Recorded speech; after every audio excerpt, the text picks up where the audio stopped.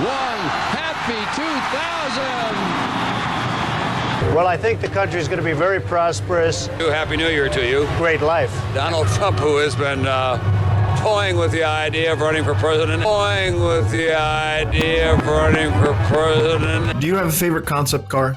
The year 2000 offered a new millennium filled with hope, change, and technology. The automotive market was still ripe with innovation and ideas, and their concept vehicles proved that. So let's take a time machine back to the year 2000, 25 years back to be specific, and look at some of the coolest and wildest concept cars put on auto show floors. Number 1, and first on our list, the Chevy SSR. Half open-air roadster, half pickup truck, and half hot rod. The Chevy SSR was one of the few concept vehicles to be plucked off the auto show floor and placed directly into production. SSR stood for Super Sport Roadster, and the design was based off Chevy's advanced design pickups from the 40s. Not surprisingly, although I personally love the design, the SSR was a flop for Chevy, and less than 24,200 were sold in the 3-year span it was produced. Number 2, Hummer H2. Speaking of the future, take a look at the H2. The design has definite Hummer roots, but it's cleaned up and refined to provide maximum comfort and still be cool.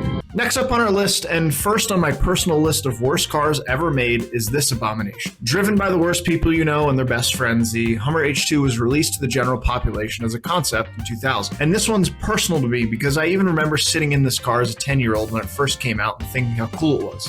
I'm not sure what that says about GM, but let's dive into this behemoth. GM said the Hummer H2 is about function, and in fact, I like this concept design better than the production, if we're being honest. Designers even added the hooks on the hood as a GM design cue. Military Humvees use these hooks to drop Hummers off transport planes. Now they're used to drop H2s into landfills. Number 3, Porsche Carrera GT. Yep, this started as a concept in none other than Paris. One of the most beautiful designs in the history of all cars, the Carrera GT was built as a way to keep a V10 project Porsche had been working on alive. With enough interest in the concept and a flush of money from the Cayenne, Porsche decided to run a limited production of the Carrera GT.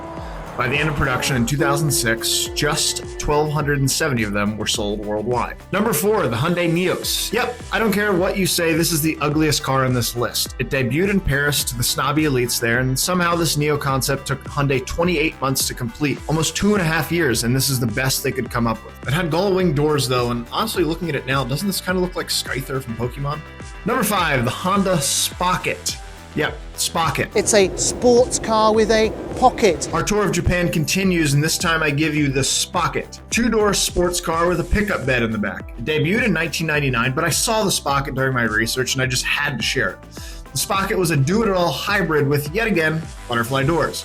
And while the car didn't actually run, the fact that it was a hybrid was actually in a marketing effort to get people interested in the Honda Insight coming out in 2000. It was the first gas-electric hybrid offered in North America, one that had a 20-year production run and helped pave the way for other models such as the Prius. Let's take a look at some 25-year-old animation of the Honda Spocket driving. Number 6, the Chevy Traverse. This one is interesting because of the tech.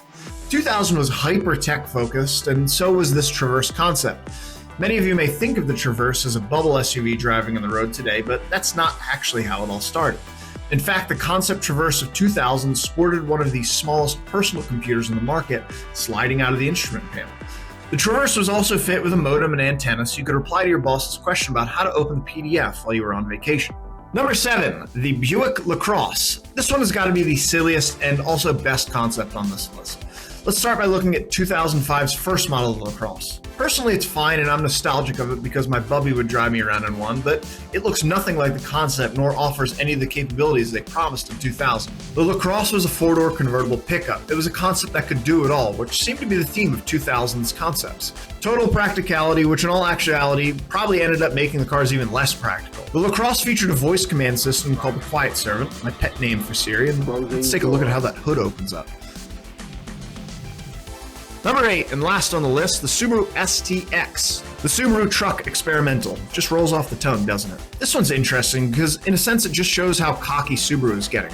The Japanese brand was known for reliability and functionality, and their Outback and Forester were undeniable hits in the early 2000s. The ST-X was essentially a crossover, which continues to be the theme of 2000s concepts, that uses an Outback legacy chassis to provide the ultimate expression of the Subaru brand. Fun, freedom, adventure, confidence, and control. It utilized Subaru's successful all-wheel drive system, a decent 4-liter engine, and an extendable cargo bed.